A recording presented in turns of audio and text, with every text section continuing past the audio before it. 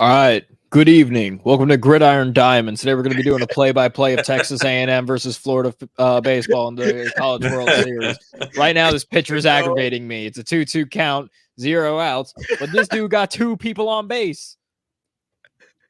I didn't just sit here to watch Florida blow out Kentucky for this. Anyways, the title's wrong. I'm fixing it. No, I'm kidding. Hello, everybody.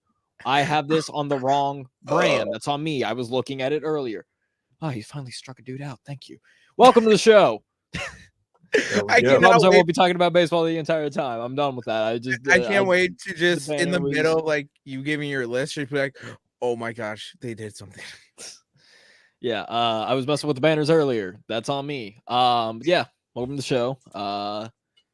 Once again, for one final time, I am your host, Sora, for the evening, as Dante is currently pillaging the Caribbeans. Rules of the Sea style. He'll be back next week. I will be gone next week, as you can see, with all the boxes and the gator that is currently sitting on top of said boxes. I'm just saying, if the gator ain't in the background, I'm gonna be worried. I'll figure it out where he's got to go. But yeah, I am your host for the night. Goose is taking over again, and joined here by me. I'm trying to remember exactly what it was. So on my right in real life, but on the left my left in real life, but the right on your screen. There you go. We got Don. How you doing, Don? That's way better than how I would have done it. Yes. Ready to talk football. Correct. This is English. Directions are hard, man. And it's on tough.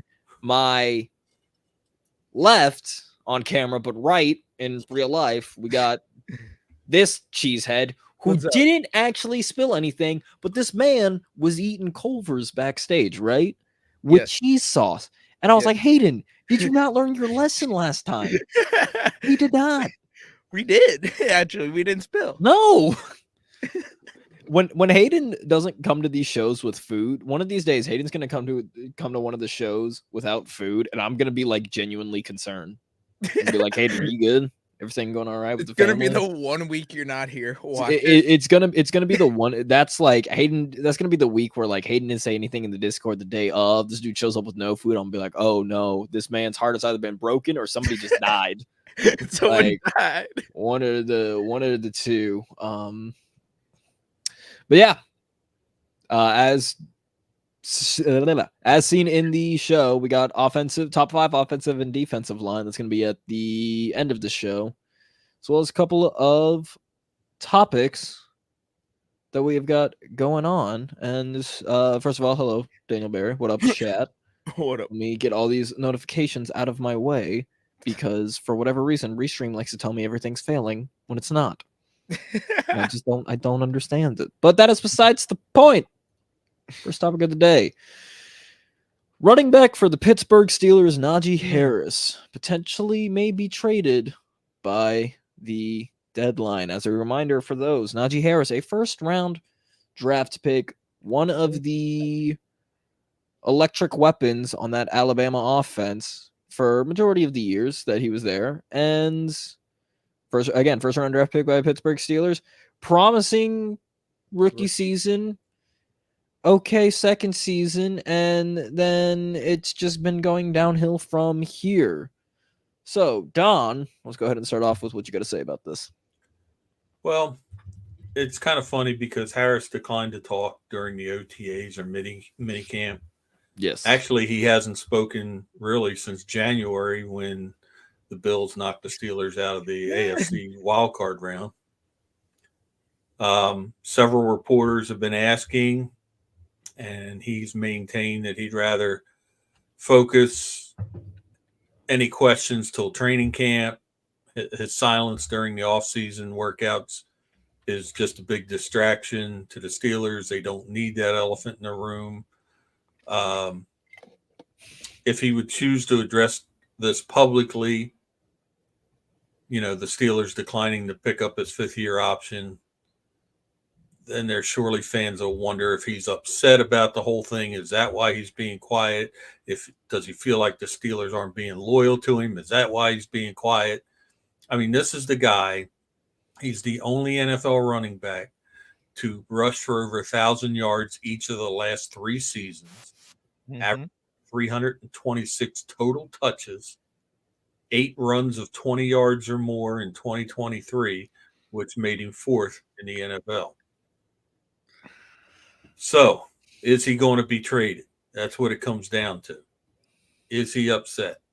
Well, I think he stays a Steeler unless there's a need that comes across due to an injury. Then you might get the topic moving, but I think he stays a Steeler at least one more year. Yeah, so here's kind of the weird thing with Najee Harris is he hasn't really lived up to, the hype that we saw in college, live up to that first round draft pick that he was picked at. It's really interesting because you did kind of mention that he's the only running back to eclipse 1,000 rushing yards each in the past 3 seasons. Correct. And it's just on paper, you're like, oh, that's amazing. But it's just he's not. I don't know if it's a situation of he thinks he should be getting more money than he realistically should be, or if it's I don't know what it is, because we've even seen sometimes in the passing game, man, he's taken some questionable lanes. Yeah. So while he may have gotten 1,000 rushing yards all 3 of those seasons, it took all season to get it sure did. It was there's been some interesting ones. Especially with Pittsburgh leaning more on Jaylen Warren at the end of the season last year. It's going to be interesting because if this were to happen like last year, if he was on his 5th year last year, we'd be saying like there's no way, especially with how the running back market went, of guys like CMC, Saquon Barkley. These guys just were not, running backs just weren't getting contracts. Now you're starting to see some of these guys, Josh Jacobs, Aaron Jones, again, CMC, Saquon Barkley. These running backs are now finally getting their contracts. I just don't know how much of Najee will be there. And I don't think he's going to be a prima donna of like, oh, if you don't pay me, I'm just not going to play at all for the rest of the year and then just, waste a year. Because, dude's not an asshole. He's not a prima donna. He comes from a humble background. Dude lived in an orphanage for most of his life. And that's where he celebrated his draft. So, it's... Which I get it, like money changes people, but I'm not as worried of him being like, oh, well, if you don't pay me, I'm going to sit out, F you, all that kind of stuff. I don't think that's realistically what's going to happen. I think, like you said, Don, he will end up just staying a Steeler. I think he will play. And, even if it's just like a 5th year option, let's see what you got, and then we'll, come back to the end. And if not, then we'll just franchise tag you and go back, until we eventually either strike a deal or not. But I think for at least 2 years, Najee's going to be a Steeler. Yep. Hayden, what you got to say about this? I think Najee's going to be a Steeler. I think they're going to keep him even if they run more rotational this year. Yes, I did. When did you say that? Just scroll up a little bit. I was like, huh? I hit him with my child. I'm sorry, my child. Anyways, he's like, what is this man talking about? Yeah.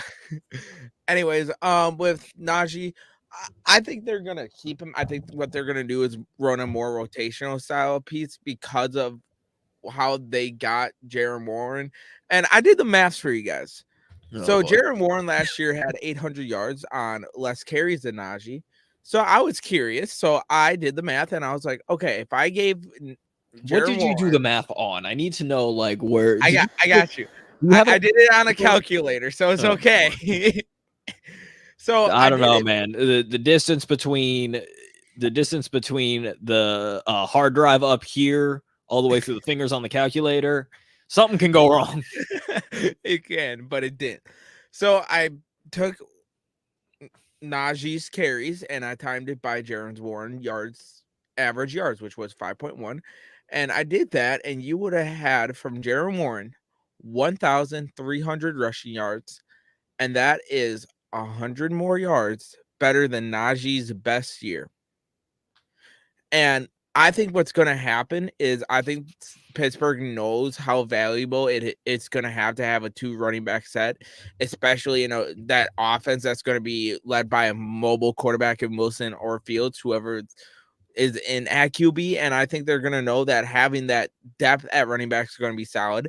And I think knowing that you can have a fun little backfield and make some nice little like RPOs, some plays out of it will help as well. So I think what's going to happen is they'll keep Najee, but I think they're going to run more like a rotation running back where one drive Najee gets it, the next drive Jaren Warren gets it, and I think it's going to be like that more this year. But one thing I want to say about Najee, people forget, but he was 7th in the league in rushing yards last year as well. And that right there still shows that he can put up numbers. It's not like what everyone expects him to do. It also didn't help with Jaren Warren, but you got to look at it. Najee's going to be fighting with Jaren Warren this year. That's going to be a good thing that the Steelers have. It's only going to help them. Hayden, I got a question for you. Oh, no. Who the hell is Jaren Warren? Jalen. You just said Jaren every single time. I was like, I'm gonna just let him rock with it until the until the end. But the entire time, Don and I were just messaging in Discord like, who is Jaren? Is it with an E or an A? You know, like that is evil brother that we just didn't know about. Who is? I need these answers, man. That's Dante. I'm sorry when you're editing this. I'm sorry. Dante. I'm just imagining Dante editing this, and he's just gonna just straight face and just go. Yeah. Believe this. Can't believe this, man. Yeah, I was like, I'm just not gonna interrupt him. No, he made good points. There's no sense. No, he made good points, but the entire time, I'm like, I'm gonna just wait till he gets done, and I'm be. By the way, you said his name wrong the entire time. Welcome to East Coast Gridiron. Hayden can't speak. Good morning. Speaking of Dante, his favorite quarterback got extended. His favorite. I mean, this dude cannot stand him. Trevor Lawrence contract. He is now one of the top 3 highest paying quarterbacks, which ironically, if you look at it, the top 3 highest paid quarterbacks are all on cat teams. You got Jared Goff on the Lions, Joe Burrow on the Bengals, and now Trevor Lawrence on the Jaguars. Bryce Young, there will be a massive payday for you in the near future. Do not worry. So Trevor Lawrence's contract, what we think about it, and also what other quarterbacks are going to get paid. I was about to say, I already know Hayden's looking forward to this part 4, specifically his quarterback of the Green Bay Packers, if you couldn't tell by the big ass Green Bay Packers flag in the background. So Hayden, I know you said yesterday after you try to spoil topics and the other show, I know you said yesterday that you have a lot of rants. Also, shout out to Young K3. I don't know if I said that correct. Thank you for your better you than me trying to say it. You didn't have to do that, but you did, and we appreciate it. Yeah. So Hayden, I know you and Don are the ones that have big rants about this. So Hayden, I'm gonna start off with you because I am just so intrigued. All right. I'm just ready to hold on real quick. I just want to look at it. Wait like 5 seconds. Wait 5 seconds. All right. It is the 16:30 mark on the show. I want to see how long this rant goes. Go ahead, Hayden. So. Trevor Lawrence got a contract, which I'm not mad that they extended him. Like Don mentioned I believe on when they extended him, and it was him and Dante before. Yeah, on the live stream. That's not the issue. The issue is the $55 million average that he's going to have in that contract. You're telling me guys that like Patrick Mahomes, Josh Allen, can't mention Joe Burrow since he's already up there, Jalen Hurts, and Justin Herbert, and many other quarterbacks who are better than Trevor Lawrence actually got contracts that are less than that. What are the Jaguars doing? Because Trevor Lawrence didn't even have a better year than Tua Tagovailoa and Jordan Love, two quarterbacks who are looking for contracts, and both of them are gonna look at this and probably be like, we want more. So I am very pissed off with the Jaguars. They can go and honestly fuck themselves right now. Whoa! All right. Because here's the thing. Censorship. Here's the thing. Jordan Love last year has his ups and downs. We all know what happened in the Raiders game where he threw 3 interceptions and no touchdowns, had 182 yards. Hold on, say that again for attempts. Can't Get Right, because Raider Nation's is starting to flow. And so say that again for Raider Nation. Y'all know I love and support y'all. What was that? What was that again? How many was what?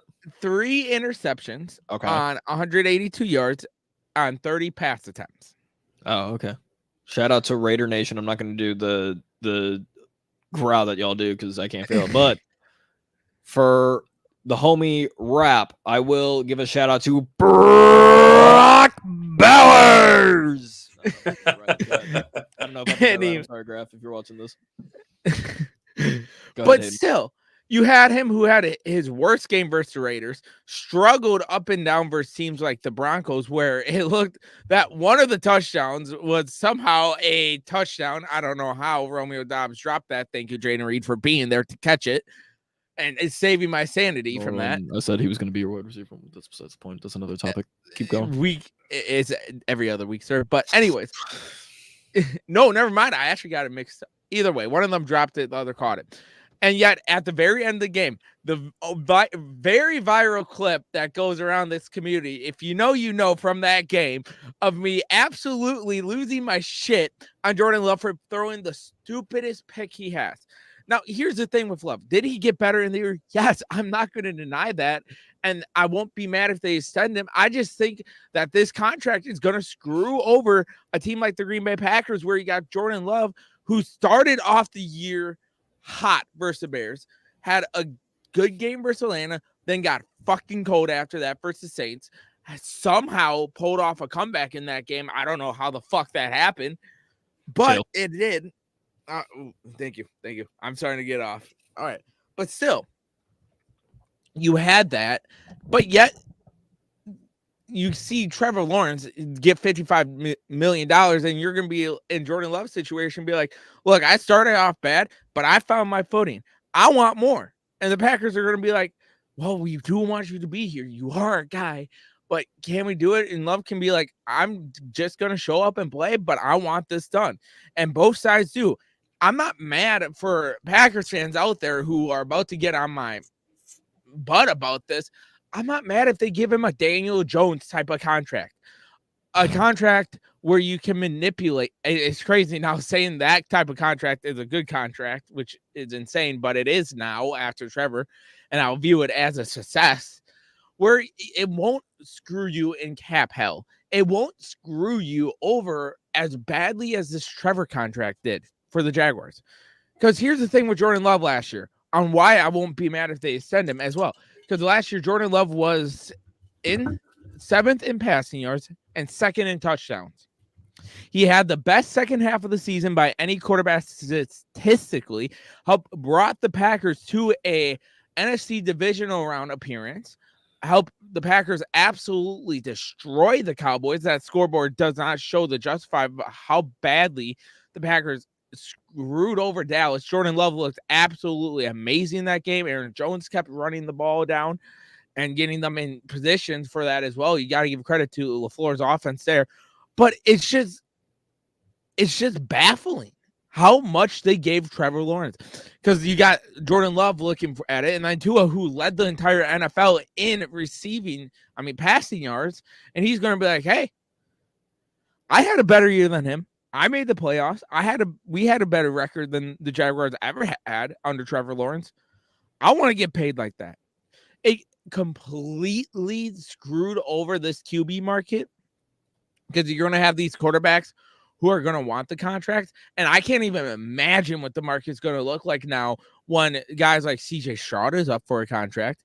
Anthony Richardson, if he can play at a better level and learn from injuries and rely on that weapons he got and Jonathan Taylor there, that's going to be interesting to see. And then if any of these young QBs prove out from this past class, like Williams, May, May, Daniels, Nix, JJ, like if any of them pan out, what's it going to look like there? That's why this Trevor contract really threw a wrench in basically the whole NFL QB market. And the only few teams who are viewing this and laughing and enjoying this are the Chargers with Herbert and probably the Chiefs with Mahomes. Because you look at this, you're like, in 3-4 years, I'm going to have a guy who they consider to be under a cheap quarterback deal. I'll gladly take that any day. Now, of course, for the people in Mahomes saying it's $500 million, basically, well, guess what? That's spanned over 10 years. And the average is way less than what Trevor's making. But that's my 2 cents on it. Yeah, I think it's really interesting because this is not the first time that Jacksonville has reset the market at a certain position. Let's not forget Zay Jones. Or not Zay Jones. Yeah, Christian Kirk. Thank you. Sorry. Yeah. There. I don't know why I always confuse those two. But yeah, let's not forget Christian Kirk when everybody was like, why are they giving this contract? How have they reset the market? And it's just, I don't know if it's like, we've got the boy wonder. We have, the stadium with the pool. I don't know if it's like with Jacksonville, it's like they've seen some success. And I don't know if they're thinking like somehow they've just become the darlings. But it is interesting to just see that they're like, we need to reset the quarterback market, or they're not the quarterback market. We just need to reset the market in all these positions. And it's with guys that just aren't worth it. Christian Kirk was not worth doing that with the wide receiver market to begin with. Trevor Lawrence is not worthy of being tied the most paid quarterback. He's not. No. You can go back to let's go to the one playoff win that they had where they won the division. And even then, your defense helped you win that game against the Titans because Trevor Lawrence wasn't able to do anything. So your defense got you that win against the Titans to clinch the division. Chargers. That is besides the point. Anyways, let's then go to the game. Let's then go to the game against the Chargers, where their coach, they being the Chargers, is now fired. Brandon Staley, he's gone and choked. Known for choking, choked away at the half because for whatever reason he stopped using Austin Eckler before Austin Eckler's wheels just fell off the whole trailer. And what was it that got Jacksonville back in the game? It was running the ball. ETN's the one that needs that money. That is just factual. Yep. ETN is the one that needs all the money.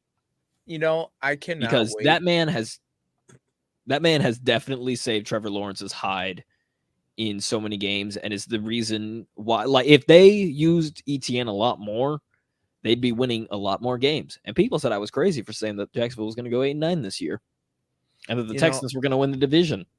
Yeah. I was right on both of them. Kiss my ass. Honestly, before Don goes, I cannot wait for when ETN is gone because they can't pay him, and it's going to be Tank Bigsby, and everyone's going to be looking at this and be like, okay, it was ETN, and we're just going to sit over here and be like, we told you. By the way, that was about a subpar, like near 9-minute rant for Hayden, just saying. I was looking at the time and just forgot to announce it. But yeah, so you get him to the playoffs, you get playoff experience, whatever. He wins the one playoff game thanks to ETN, because let's also not forget, Kyle Van Noy almost dropped the game-sealing interception, which would have been his 5th. That is simply just because Kyle Van Noy dropped it. Any one of us up here could have made that catch. There is not enough to show that he deserved to reset the market like that. Yeah. Nothing he has done has shown this. I don't know where the Jacksonville fans are out here going like, yes, he's shown it, blah, blah, blah, blah. He's worth all this money. Besides the fact that they were like, we just want to go ahead and lock him up and reset the market. But you're also looking at the fact that your divisional opponents aren't, it's not like we're going to do a power move of, we're going to reset the market to, screw over everybody, including our divisional opponents, when all of them are on rookie contracts. I will say all of them are years that you don't got to worry about it. The market's going to reset by then. And who knows what their cap space are going to look like. Yeah, you got also, 3 rookies there. 3 rookies there with Richardson, Levis, and of course, CJ Stroud. Yeah. So it's just, it's I don't know what was exactly happening with Jacksonville. I don't know what the reasoning was. There was no need to do that. He was not worth all that money. And all the people that it's potentially screwing over aren't in your division. Yeah. Again, we look at Green Bay with, Green Bay, they're in the NFC right now with Jordan Love, like Hayden already went about. Another one that he shortly mentioned was Tua. So unless you're trying to control like the state of Florida, maybe, but that's not happening. Tampa's still in that state. Tampa just paid Baker. They made they got that done before. Yeah, I don't see the appeal. I don't see the reason why. But the people that it does affect are, again, Green Bay Packers, because people are already saying, oh, they might extend Love this year. It's confirmed. Both sides are working on getting it done by training camp. That our GM said that on a podcast. Which is just going to be a mistake and another like 20-minute rant from Hayden when that eventually. Don't get me started on that. But that is besides the point. Tua, who knows what his contract's going to look like? Maybe he can. I don't know if Tua's going to be like, I want all this money, despite the fact that they haven't really shown much. Another one is Dallas with Dak Prescott. Yeah. Because you got to worry about him. There, a couple of guys are going to be gone after this year. DeMarcus Lawrence, Zach Martin, all those guys are going to be gone. Who knows? Because they're probably retiring. This is probably their last year. Then you got to worry about Micah Parsons. Who's going to got to worry about CeeDee Lamb, who could reset the market again. So resets. This is So that's rough for Dallas right off the bat there. Don't feel bad. Also, Trey Lance also in Dallas, just because it's the end of it, which I guess they can exercise 5th year, but still, not that Trey Lance is good, but that is good besides pick, the Niners, point. by the way. So both their quarterbacks are on contract years. Again, Tua we talked about. Another guy for both of them, Justin Fields for Pittsburgh, and also I think Russell Wilson. So it's Wilson. I think it's locked up for 2 years. There's a lot of quarterbacks that are looking at this, and again, you look at Dak Prescott, who has been in MVP talks. Was in MVP talks last year, highly regarded as top 10, top 12, whatever you want to say. It just plays on Dallas, who does not pay their players and will have to break the market for probably Micah Parsons and CeeDee Lamb and now potentially Dak Prescott. So, knowing Jerry Jones, you're not going to get all 3 of them. So I think CeeDee goes. Interesting for a couple of teams. I'll call this shot now. Stafford retire this year, and Dak's your new LA Rams quarterback in 2025 and beyond. I don't know how much beyond that is because he's already in his 30s, but I mean, I can see it. I'm just saying it's possible, but like that could imagine Dak with a good offense, like offensive play caller too. And not the Dallas offense is good. They just need a competent coach and owner. Yeah, that's what's holding Dallas back. Let's look at this. Jordan Love again. Jared Stidham. Nobody cares. If we want to be specific, Sam Darnold, which obviously he's in no threat of. In no threat of resetting the market. I don't know if the Jags do get a hold of him. Pretty much everybody else is back up. Although unironically, both Mac Jones and CJ Beathard, QB2 and 3, their contracts are up after this year. So I guess is Trevor sharing the money? I don't know. What I don't get, if you trade for Mac Jones, why send Trevor?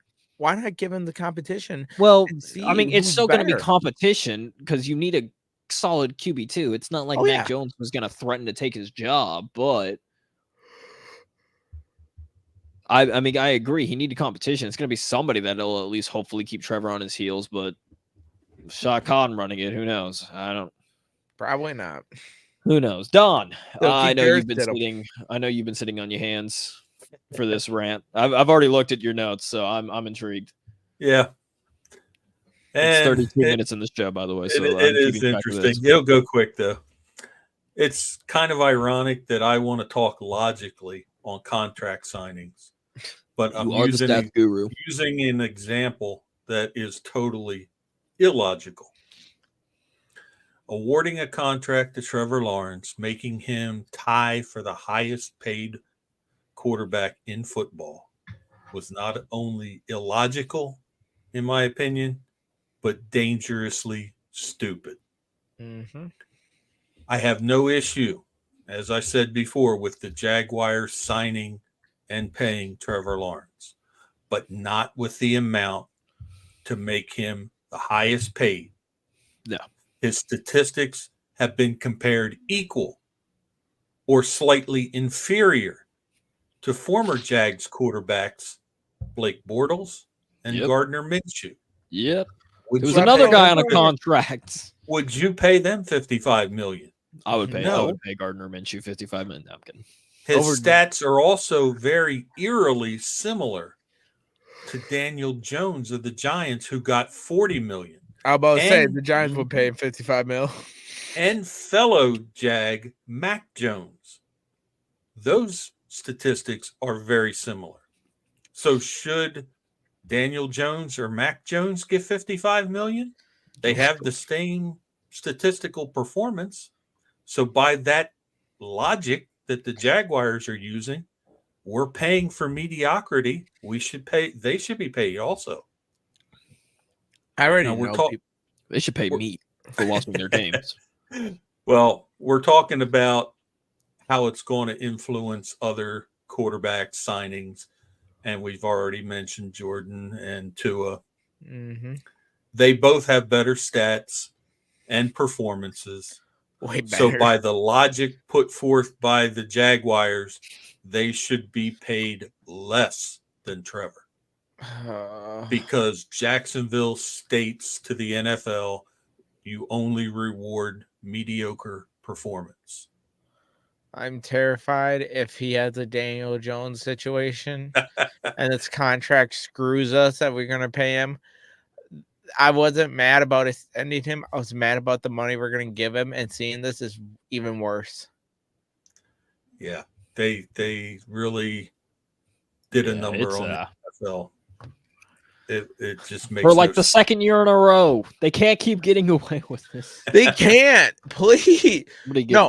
Somebody deal with Shah Khan. I cannot wait for when they cannot pay ETN, cannot pay if other players step up and have big years. They already secured Josh Allen, so I know. I was gonna say I can't say their best player defensively, but they can't pay Evan Ingram when his contract's eventually up.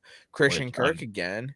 They just got Brian Thomas Jr., which I think will be a fine move for them in a few years. They couldn't pay Calvin Ridley this offseason. Oh, Calvin Ridley was not worth the money he got anyways. I agree. Tennessee. That's besides the point. Still, they could have gone cheaper, re-signed him, and used that draft pick on something smarter. But it's the Jaguars, to be fair. But still, like, I think this is going to bite them down the road in 3-4 years when Trevor's making $55 million and players want to get paid. Yeah, I will say I do like what Torque has to say here. Of if Anthony Richardson turns out to be really good, the Jags might be in hell for years and years. Of going from, or T-Law could go from best prospect since Manning to third best in his division, which is true because again, it could be fourth. I think as weird as it is to say, I do think that injury for AR was potentially one of the best things to happen for him. And the only reason I'm saying that, I mean, I'm a Florida fan. You can see it right here. It's on my chest. But like the only reason I'm saying that is because he was still, he was drafted 4th overall based off of his raw potential and just, talents that he has. And I mean, I'm gonna say it, the backflips. The dude's got crazy athleticism. Right. Dude literally will hurdle a defender while he's running with the ball. I mean, it happened before against like USF. So, he's got crazy athleticism and raw talent, but again, just didn't have the best stats in high school and definitely not in college. No. And I'm not saying like stats is everything, but dude was still young. Dude was only a starter for 1 year at Florida. And, now he's being granted when he was playing in those 4 games, he looked good, had a standard like 2-2 record, then got injured and had the rest of the year to learn under Gardner Minshew, a veteran, and also just learn the playbook. Like he sat down and was able to learn. So yeah, I mean, I do absolutely agree with you on that one, Torque. If Anthony Richardson turns out to be really good, you already got CJ Stroud, who looks like the best, who is the best quarterback in the division, granted, unless he has like some sophomore slump. But I don't think this was just a 1-year thing. I think he came out of the gate swinging and he's going to continue swinging. We get to see what Anthony Richardson looks like. We'll see what a full year locked in but a Titans team that is fully invested in Will Levis and Will Levis alone, with a new head coach and just, new offense scheme and everything, new offensive players. We'll see what that looks like. So yeah, I mean, T-Lock legitimately could go from third, from like, oh, he's the best talent we've seen since Andrew Luck and Peyton Manning, to he is, at least Jacksonville's not a 2 to 3 win team anymore. They're like they're a 7 and 9 win team, but they're still, bottom of the division. Yeah. It's like with Colorado. Granted, 7 to 9 is a lot more wins than 2 or 3, but still, it's like you're still dead last. So whoop-de fucking do, I guess. But yeah, no, I think this golden horse has been beaten to death by now. The Mame is Mame. I think it's Mame. The Mame has been tattered. I don't know what I'm trying to say. Anyways, I don't know what I was trying to say. Listen, yeah, the Mame. Okay, yeah, the Mame is all ruffled up. It's been beaten to death. All that stuff. That's besides the point. Listen, I may have been born in Alabama, but there were no farms near me, so I apologize. I didn't have horses. Anyways, top 5 offensive linemen. Woo! Everybody's favorite. That was all I'm saying. Torque, not Torque. Dylan, I'm sorry, my child. He was off the list by a few. So what is this? What is this? What? The Darion Christian Darrisaw? Yeah. Okay. I don't know if I don't think he got any love. I didn't pick him. I had him in my top 10. So I don't know what everybody else did. I believe Hayden. So first of all, I think Hayden's starting it off. I don't know what the rest of the order is. I just was telling the guys who's starting off. So Hayden will start off with offensive line. Don will start off with defensive line, and then we'll go down the list from there. I don't know what order everything is. I don't know how Hayden did his. I don't really know how Don did his. I didn't look too much into his notes because I wanted to be somewhat surprised with his. The way I did mine was I picked a left tackle, right tackle, guard, center, and right guard. That is how I did my top 5. I picked who I believe is the best in each of their positions, and then kind of just ranked from there in just overall performance. Yeah, again, I don't know what everybody else did. That's just what I did. So Hayden, let's start off. And what the hell is? No, I'm kidding. All right. So at number 5, I got Andrew Thomas from New York. Andrew Thomas last year only allowed 4 sacks. Which New York? The Buffalo, New York? The Giant, New York? The Jets, New my. York? You got to be specific here, brother. The New York Giants. You There did we not go. just say the Buffalo, New York. Oh my New York. goodness. If you say New York, no one's going to think of the Buffalo Bills. I okay? do. Out of spite. I do. Out of spite. But for me, one of the things I looked at most was sacks, like how much sacks they allowed. Like, Sawyer went based off of guards. I went based off of sacks. And Andrew Thomas and Creef Humphreys, I would nail them both at the same time and do a minute combined for them. Both of them allowed 4 total sacks last year. Andrew Thomas a couple years ago was I believe, a All-Pro and a Pro Bowler. And then, of course, Creed Humphrey last year only allowed 4 sacks. But his ability for Creed Humphrey specifically to help open up the middle of the field for Isaiah Pacheco is one of the best at the center position. He is now the best center with Travis Kelce, now retired. Legendary career. Y'all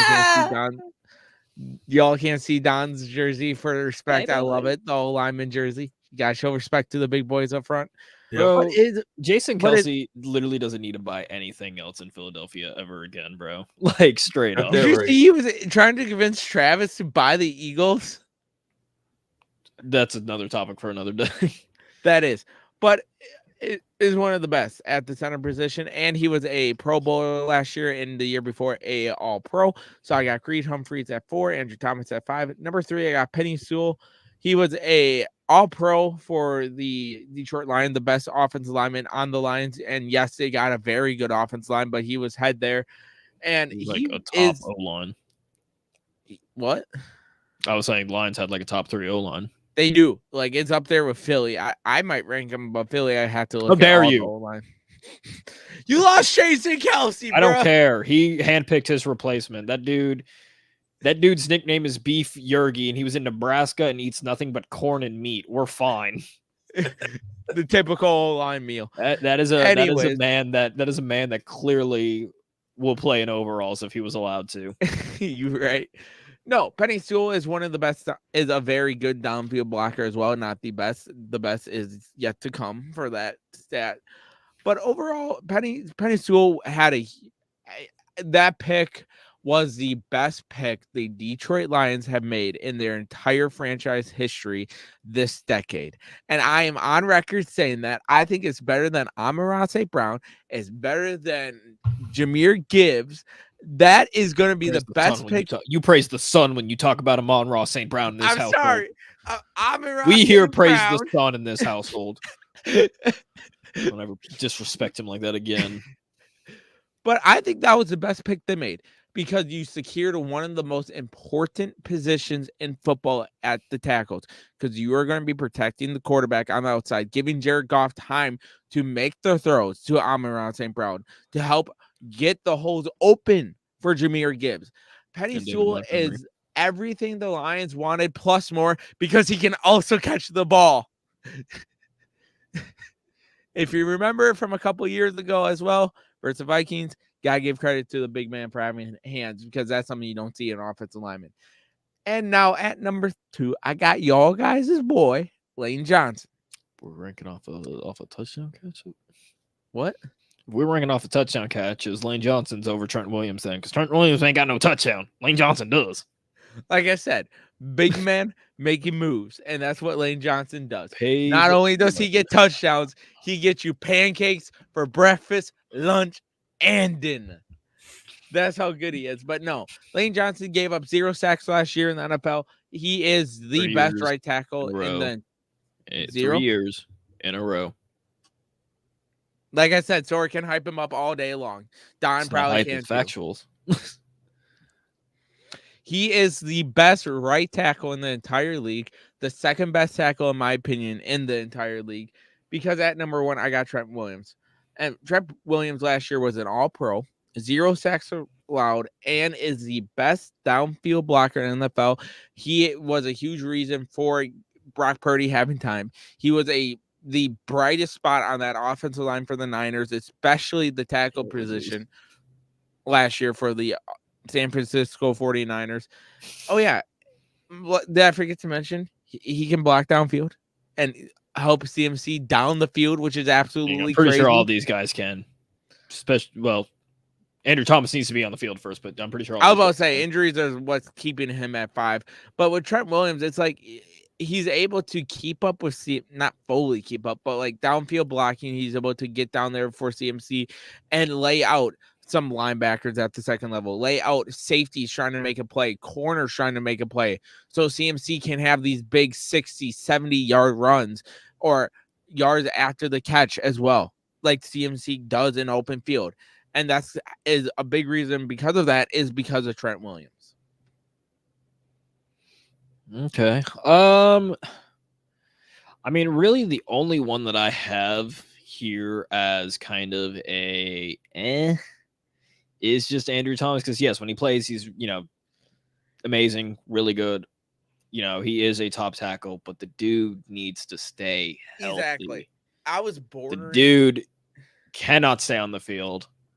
Yeah. I would say as an honorable mention, yes, but I gave him. You can't really block for your quarterback when you're sitting on the bench in a air cast. I gave him the benefit of the doubt there because of the potential and what he has done so far. Well, it's not even potential. He's shown he can do it. He just needs to stay on the field. Exactly. That's why he's not higher than guys who have been showing what he has done at a top level and stayed healthy. I put him at 5 for that reason. But when he's on the field, he is up there with Lane Johnson and Trent Williams in the tackle position. I will say I do like this of Trent Williams, Quentin Nelson, Creed Humphrey. Quentin Nelson had a little Tristan Wirfs. Quentin Nelson isn't what he was.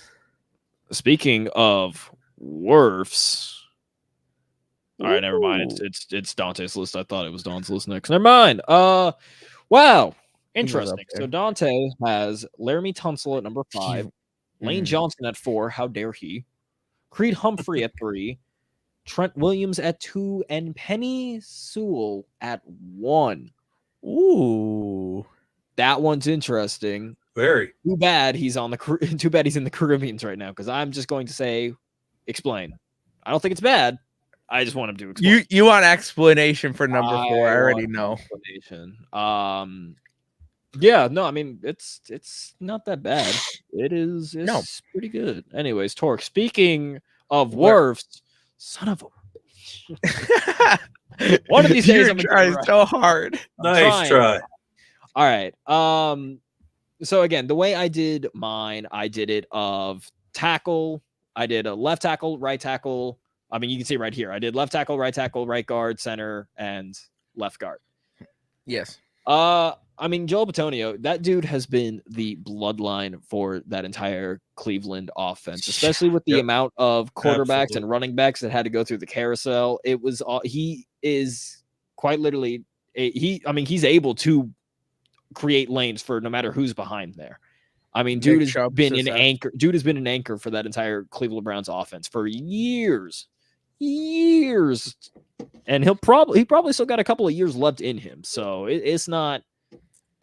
I don't think it's slowing down. Anyways, that dude is the blood and soul of that offensive line. Creed Humphrey, man, when I tell you the internal war I had of going between him or Tyler Linderbaum, it was even now I'm still questioning myself, but yeah, I mean, pretty much with everything Creed Humphrey has said, dude kind of came in and people were already saying he was the number 1 center, even with Jason Kelce still there. And I mean, you kind of just look at it, especially with Isaiah Pacheco. Why can I not remember the other running back's name? Not Clyde Edwards-Helaire. Williams? No, I thought it was somebody. Either way, again, same thing with Joel Bitonio. You could put any running back in there, and it will not matter. Again, downfield blocking will do what Jason Kelce and Tyler Linderbaum will do the same thing of. He'll be downfield blocking for your running back or Mahomes or whatever. But to start off as pretty much your rookie season as a top 3 center.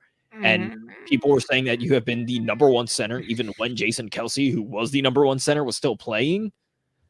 Like, yeah, you have solidified yourself as the anchor for that Chiefs offensive line for pretty much the rest of your career. You want to know the worst part? I hope you like Missouri, buddy. You want to know the worst part? He is our Justin Jefferson for your guys. We took Josh Myers, the pick before him. Oh, I was like, huh? I was like, what are you talking about? He is our Justin Jefferson. I was like, we had a center. What do you mean? Number 3, Zach Martin. Yes, he's a Dallas Cowboy. I'm an Eagles fan. I don't care. Dude is the best guard in the game. Dude can play left, right. It doesn't matter. Dude has been the bloodline for that Dallas Cowboys offense. Has protected Dak. Has helped Zeke become a top. Well, when Zeke was playing back in his prime, was able to be the anchor, the mainstead, help create Zeke, help pull the wool over our eyes with that guy. Because once the rest of Dallas's O-line went bad, except Zach Martin, it was bad. But, you can always rely on Zach Martin. He always will be, he'll just be protecting all that stuff, run blocking. It doesn't matter. Dude is versatile. Dude is always playing, and it will be sad to see him go probably at the end of the season. I'll be happy on the inside, but, I will have to pay respect to the legend because dude is a beast. Lane Johnson, kind of already been said enough. 3 years, no sacks. Absolutely pancaking your favorite defensive ends. Micah Parsons, Nick Bosa, doesn't matter. The only downside that I think keeps him away from being over Trent Williams is, there are some injuries that he has, which granted the dude is 35 years old. And it's also, which I'm just saying in general, some of the games he misses is just because of anxiety. I don't care about that. Take care of yourself, dude. Obviously, that's all that matters. So we're just going to mainly stick with injury wise. But when the dude is not in, it is a noticeable drop off. Because again, Nick Bosa, Micah Parsons, they won't be able to do anything. The second Lane Johnson is out, that's when you're going to actually see oh, hey, yeah, we do have those guys. Dude is a playmaker for the team. There's just no. Now that Jason Kelsey's gone, dude is the anchor, but it's just every time Lane Johnson is in, he just negates the edge. It's hard to get past him. Number 1, Trent Williams. I mean, nothing much to say. Both of these two guys that I just mentioned are both future first ballot Hall of Famers. I mean, there's nothing. There's no debating that, which was kind of ironic. Trent Williams, had his ankle injury throughout the season, was out for a couple games, but once he was back, you noticed it immediately with San Fran's offensive line. You noticed that Purdy had more time. You noticed that there wasn't as much pressure. And not to mention, this dude is also the only one that had the what was it, like 85, 84 in run and pass blocking, something along those lines. He was the only offensive lineman to have grades like that. So, which I think were the top in both passing and run blocking. So, yeah, it's Trent Williams at number 1. Trent, just please keep your temper. That's all I ask. That's the one thing that is his only demise. Yep. All right, that is mine. And now, speaking of Tristan Wirfs. Hey, there you go. Wait. Well, that's not the right names for Don's It's not list, the right. Huh? Interesting. All right, Don, what is your list? All right, I'm going to surprise everybody. Okay, I was just making sure that it wasn't. All right, yeah, go ahead, Don. All right. First of all, I'll clarify how I did mine, just like Soar did. I did separate mine by going 2 tackles, 2 guards, and 1 center, but I didn't specify which guard, which tackle. Just picked 2. And since I missed doing my number so much, I got a lot of my information from PFF, so I can talk numbers. So it is ranked based on some of that as well, and some of my personal decision. So at number 5, yes, I have Joe Thuney, the guard. And he has centered himself as one of the NFL's best guards, providing basically flawless protection for Patrick Mahomes over the past 3 seasons, and earning himself first and second All-Pro nods the past 2 seasons. His 74.6 PFF grade overall in 2023 ranked him 9th among guards, and his 83.4 pass blocking led the position, number 1. He's, I would say, adequate to good run blocker, but he's made a name for himself more in pass protection, which with that offense, it's a must. He allowed just 4.6% pressure rate in 2023, and his 88.8 score pass blocking grade over the past 2 years is better than every other guard in the NFL. Love putting numbers in there, guys. At number 4, here's where the center fell. Tyler Linderbaum. Yeah. There's probably not a Jason Kelsey type center exactly left in the NFL. Rare blend of all the traits in an ideal center. But Linderbaum's frame and athleticism may be most like Kelsey than anybody else in the league right now. He has tremendous athleticism for the position. He's a great downfield blocker. He uses his wrestling background to maximize his leverage and his hand fighting. In 2023, the former Iowa Hawkeye didn't allow a single sack and only gave up 15 pressures. And his protection allowed Lamar Jackson to navigate the pocket, find open receivers, and win an MVP.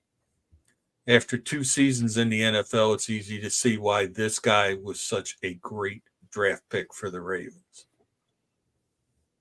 Number 3, I have my second of 2 guards, Chris Lindstrom.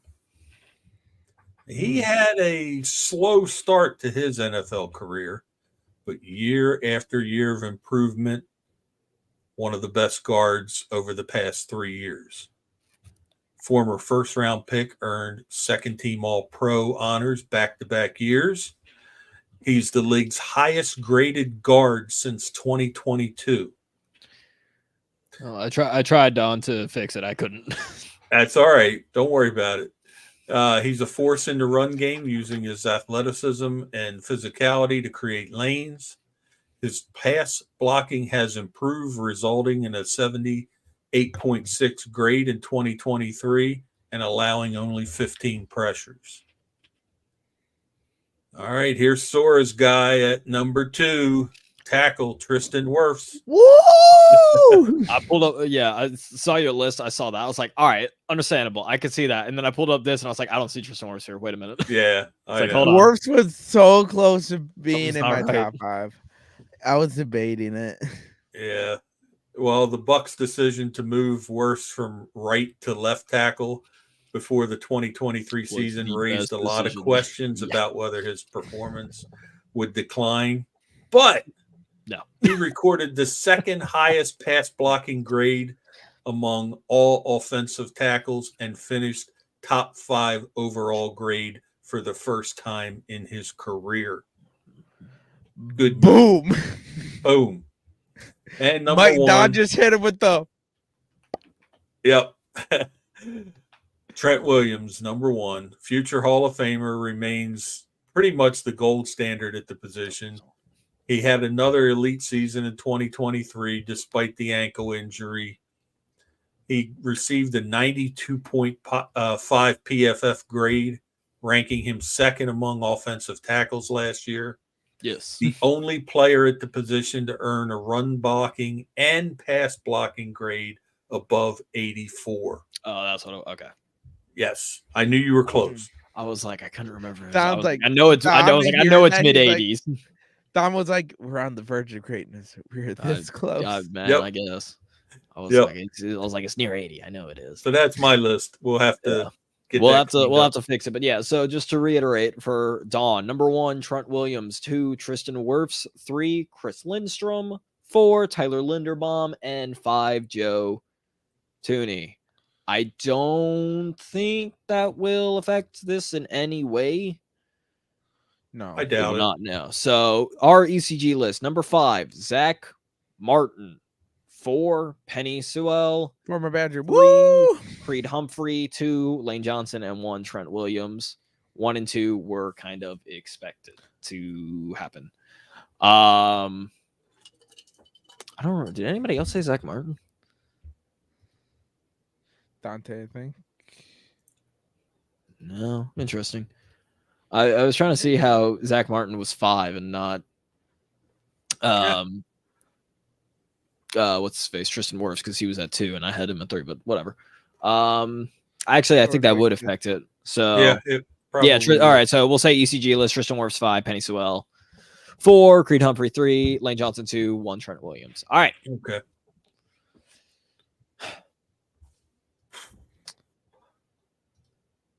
What is happening? I feel like I disrespected some guys.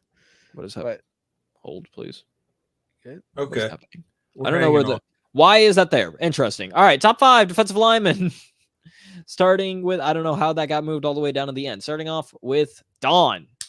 Keep me talking. Here we go. Well, you went last, so might as well have you go first this time. Well, they're a little mixed up there, but I'm just saying my 4 and 5. I'm oh going my to show gosh. love to a player. Wow. Maybe I sent something different to Dante because I got something different in front of me. I might have changed it. Because I got them a bit different. But I'll go with that. It's the same players, just a different order. It's the same players, just different positioning, but yeah. Yep. So I'll go with Jeffrey Simmons. Tennessee Titans star, is a top flight defensive tackle, and he's only 26 years old. Great against the run, but he's a little problematic as a pass rusher. Just a little bit. 26.5 sacks in 5 seasons. He's one of the NFL's best pass rushing interior linemen. At number 4, Derek Brown. Brown might be the best run stuffer defensive tackle in the game, likely headed for a big contract in free agency next offseason. If not for the fact that he plays for the Panthers, most people would know how good he really is. Derek Brown. Dexter Lawrence, tremendous all-around tackle. Only missed 3 games since entering the NFL in 2019. Mm-hmm. He finished 2023 as Pro Football Focus's top-ranked tackle. But take those grades with a grain of salt. That's just how Pro Football Focus ranked him. Nevertheless, Lawrence is a monster on the interior, a player for whom opposing offenses must game plan every week and look every play. Where is he? And just 26 years old. Quinnen Williams. My God, this guy good against the run, and he's a great pass rusher. He is the best player, in my opinion, on that New York Jets defensive line. Oh, don't you tell the Sauce fans, bro. You're going to have them mad at you now. Defensive line. Oh, I was about to say. Which says a lot. Attention. Now, his sack total did drop from 12 to just 5.5 last year, but he still generated pressure at a relentless rate, proven durable after dealing with injuries early in his career. He played full 17 games in 2023 and missed just 1 the year before. And at number 1, I got a feeling this is going to be repeated over and over. Mm-hmm. Chris Jones, excellent against the run, excellent as a pass rusher, posted at least 7.5 sacks in each of the last 6 seasons, including 10.5 last year.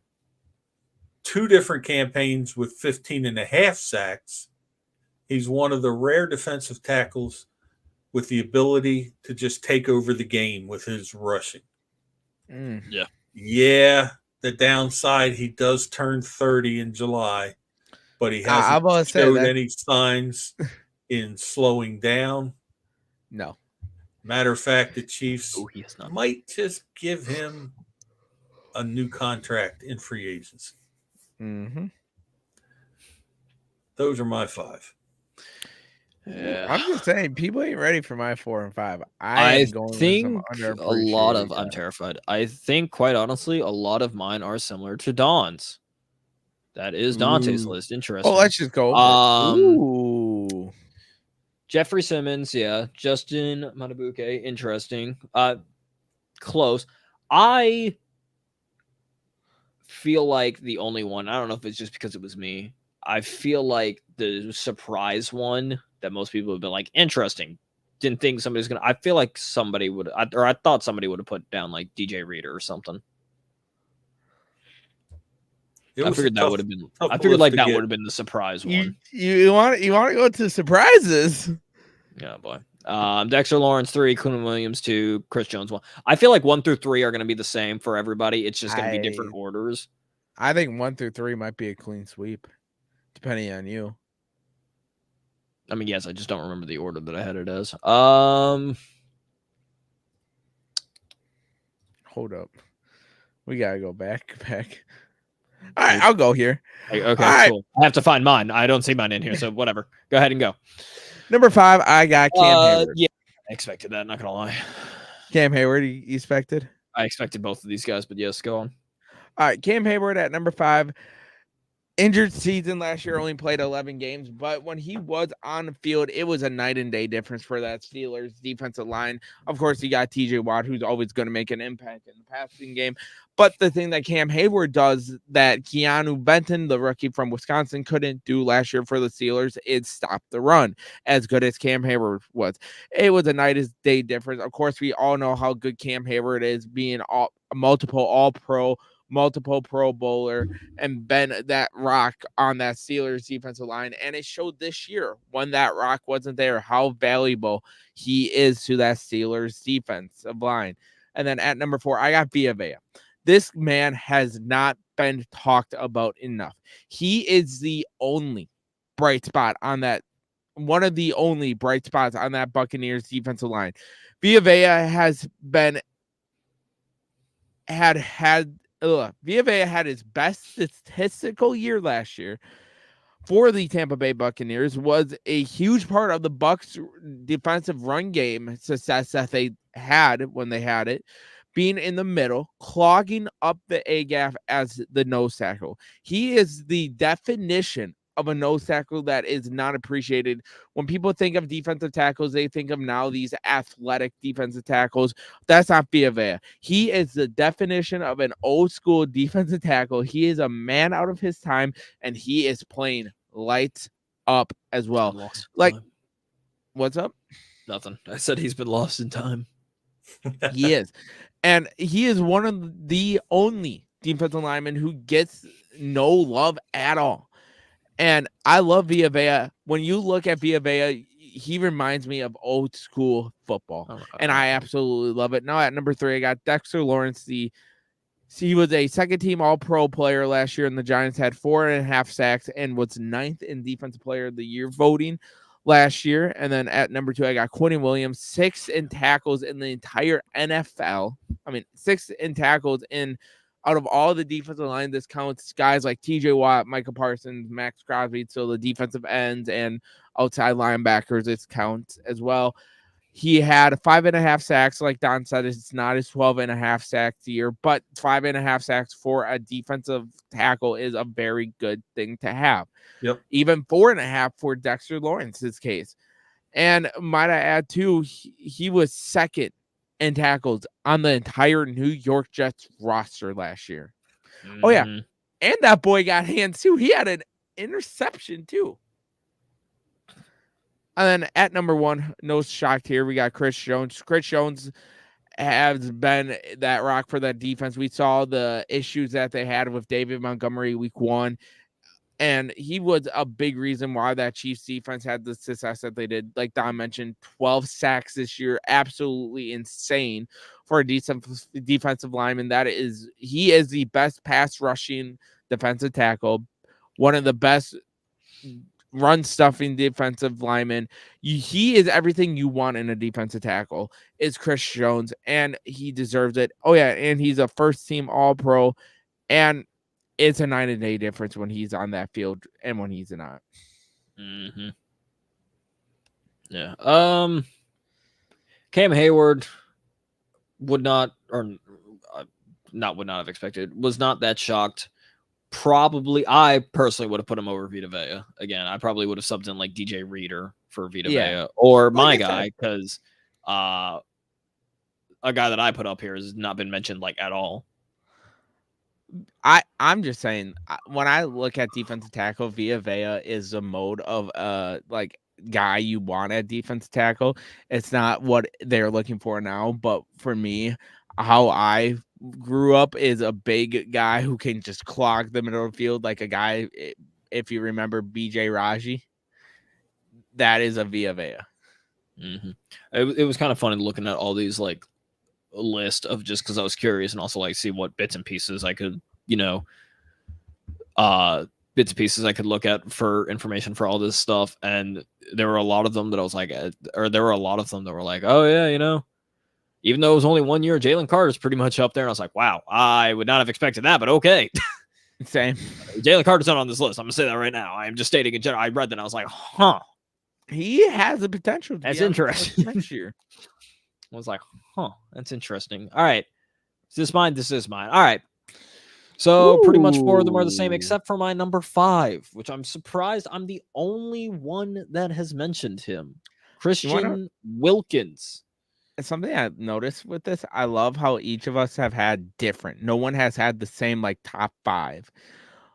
Well, yeah, I kind of figured. Don and I have been close a couple times, I think. But me and Dante just said nah. Yeah. But yeah, no, number 5, Christian Wilkins. Definitely posted up his best season last year at Miami. Christian Wilkins, unfortunately, was it just had a bad defensive staff for his first couple of years, but then finally, you see the 9 sacks that he had this year against good defensive staff. Now he's going to be partnering up with Max Crosby. If Tyree Wilson can be what everybody thought he was going to be, that'll be interesting to see. So, it's going to be a good front line for the Raiders. It's going to be a good front four. But yeah, so I got Christian Wilkins up here. I think dude blossomed once he finally got a good defensive coach in Vic Fangio that actually, was able to harness what he being Christian Wilkins is good at. And, this is the Christian Wilkins I am willing to bet we'll probably see for the time being. Jeffrey Simmons, a lot already said this was a guy that I put on my top 5 last year as well before he got paid. And I remember, I think Dante was like, interesting, didn't think that one, and then showed up to be, again, kind of like how Don said, definitely the star defensive tackle, probably star defensive player on just Tennessee in general. You might be able to argue like L'Jarius Sneed now, but we still need to see what he looks like. In 5 seasons, 26.5 sacks, and also one of, if not the best, interior rushing lineman, pass rushing. So yeah, I got Jeffrey Simmons up here. Quinton Williams, again, the top 3 are the same. It can be said as much as you want. While yes, he didn't have as many sacks, his production in general was still good. Played all 17 games. Dealt with injuries early on in his career. Got arrested early on in his career. I don't know if y'all remember when he got arrested, but that was something. That was a chapter in the Quinton Williams. Yeah, and then Dexter Lawrence, again, Eagles fan. I'm an Eagles fan over here, but I gotta show respect for Dexter Lawrence, one of the youngest in the games and one of the best in the games. If it were not for Chris Jones, he probably would be one. But he's just an absolute monster in the interior. Top ranked defensive tackle for PFF. Again, if you hold grades to a holy standard like that, then there you go. If not, just realize that man is one of the top, interior defensive linemen. And then Chris Jones, what else is there to say about him? He's probably got an amazing 401k. He probably pays his taxes on time. I mean, what else really needs to be said about the standard model? What else really needs to be said about Chris Jones? Averages 7.5, has produced at least 7.5 sacks in the past 6 seasons. Yes, he's 30, but dude just got a massive contract and shows no sign of slowing down anytime soon. So, yeah, there's really nothing else extra that could be said about the top 3, considering the fact that it was the same for pretty much all of us. But yeah, those are my top 5 defensive linemen. So, Travis the ECG list. Jalen Carter is coming. He is an Eagles fan. Possibly. We'll see next year. It's definitely possible that Jalen Carter. Again, some websites already had him like top 6, top 7. Definitely Jalen Carter, especially if Vic Fangio can do with what he did with Christian Wilkins for Jalen Carter. Yeah. Yep. 100%. But we still need to see it. But yeah, so top 5 ECG list. Number 5, Justin Madubuike. 4, Jeffrey Simmons. That's 3, BS Villa. Dexter Lawrence. No, because Dante had him rated higher. No, we both had him at 4. Well, Dante is control the graphics, so I know that's why he did it. I was like, "You son of a." And I also told Dante I'm giving Justin Madubuike the tiebreaker. No, number 2, Quinton Williams, and number 1, Chris Jones. So you know what that means? That means we have our 4th unanimous. We do have our 4th unanimous number 1. Unanimous number 1, Chris Jones. So we've had 2 Chiefs and 2 49ers. Unanimous. All right, we had CMC. We had Trent Williams. We had CMC. We had Mahomes, McCaffrey, Warner, and now Chris Jones. And Chris and Trent Williams. Yeah, we all had Trent Williams. Oh, number 5. No, Dante didn't have Trent Williams at 1. He didn't have number 1. Oh, Dante. No, I'm kidding.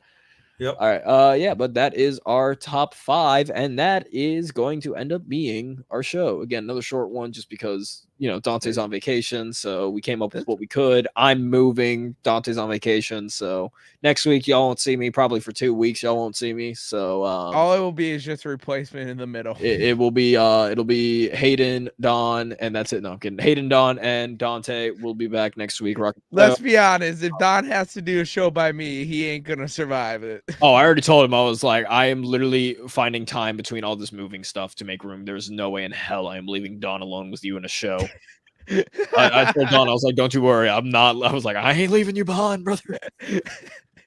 But yeah, no, that's our show, gentlemen. Any final words?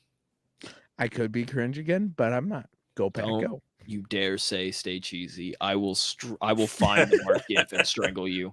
I will find the Homer GIF and strangle you again. Anyways, Don, see Aaron Jones make me sad in the intro. Anyways. Nope. Looking forward to next week. Yes, next week. Not because you won't be here, Sora. Just no, understand. No, I get it. No, I know what you meant. Next week is new category. Receivers corner. Let me scroll up to what next week is. Please hold. That's the wrong list. Next week is tight end safety. Nice. We might. We did a double show. It's either it's not slated because defensive line should have been, or sorry, wide receiver corner should have been last week, but we did the two. So, I think probably wide receiver corner next week if I were willing. Yeah, it'll either be that or tight end safety next week. So I got my wide. We'll find out when we find out. So.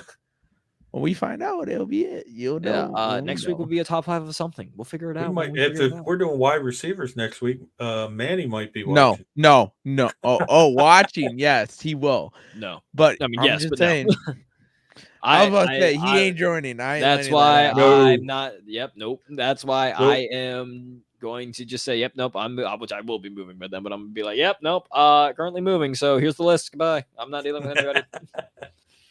That is the bright side about that is I don't have to explain it. I can. Oh, that was the bright side last year when I did put up blasphemy and just be like, I don't need to explain it. This is my list. Deal with it. You should just do it out of spite for the receivers list, just to get Manny going. Correct. No, I've already done my receivers cornerback list, but that's I know I have to. But yeah, that does it for our show. We will see y'all next Tuesday for College Football Rush. I don't think the 𝙤𝘂𝘀𝗶𝗲𝗀𝗀𝗀 is next Thursday. I think that's in 2 Thursdays. So never mind. Next Tuesday, College Football Rush. We'll be back. It'll be Hayden, Dante, and Don. So in the meantime, y'all have a blessed night. Stay safe out there, and we will catch y'all when we catch y'all. I'm trying to find Stay cheesy. I'm going to strangle this man.